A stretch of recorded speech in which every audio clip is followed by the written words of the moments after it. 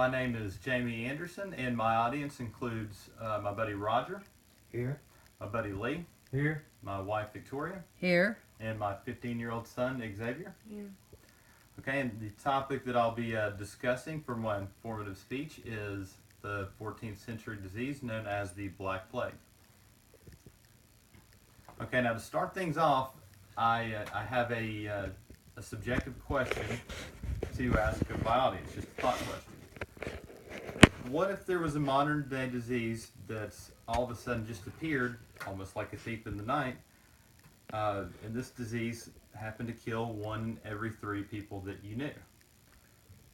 Absolutely horrific. If you're in my audience and you happen to be in the middle, look to the person to your left and to the person to the right and to yourself, and one of you are dead.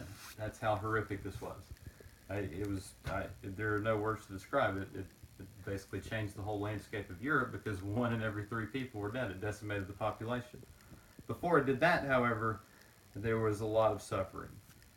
But I do digress. Okay, so let's talk about the origin of the disease, or the likely origin. All we can really do is hypothesize because historical records are not kept quite as well as they're kept nowadays.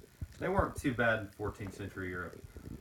So the likely origin of the disease was in the Crimea in around the year 1346, brought about by merchant sailors sailing on the Black Sea.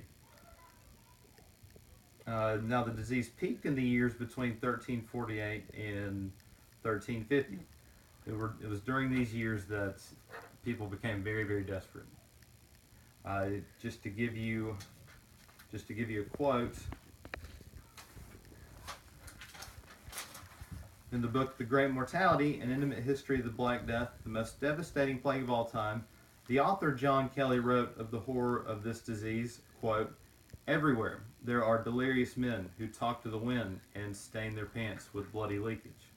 Now that paints a pretty gruesome picture in itself. That just describes the horror of this disease. And mind you, this was 14th century Europe. They really didn't know what was going on. All they could do was speculate.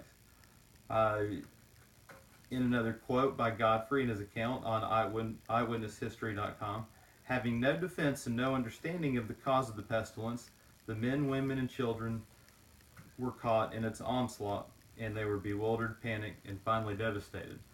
The devastation comes from, after all the panic and the stricken, 1 in 3 people were dead. That's absolutely devastating. Now, we really don't know what ended up eventually curtailing the disease, but we do know some of the methods that people tried, and a big one was quarantining the sick. So while these people were quarantined, they would have doctors come in and try to treat them as best they could. And here's my visual. This is what a 14th century European plague doctor would have looked like at the time. If you'll notice the strange bill-like nose on the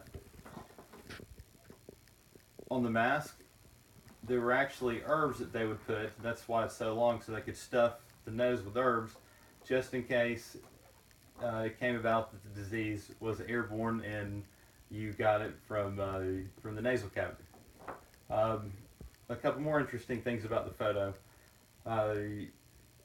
Thick robe, leather gloves, and the stick. The stick was used for one primary purpose.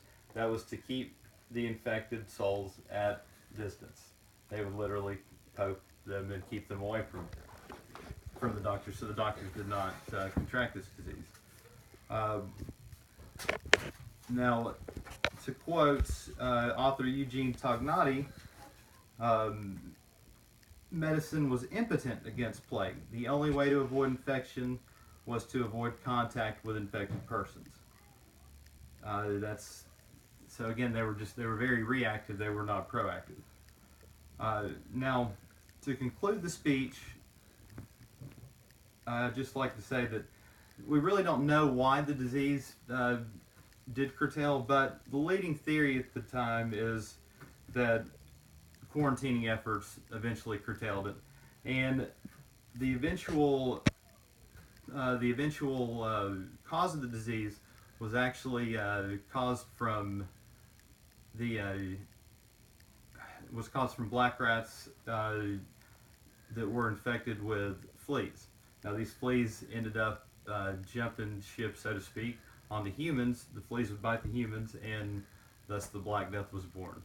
And thank you very much, and I hope you found my speech enjoyable.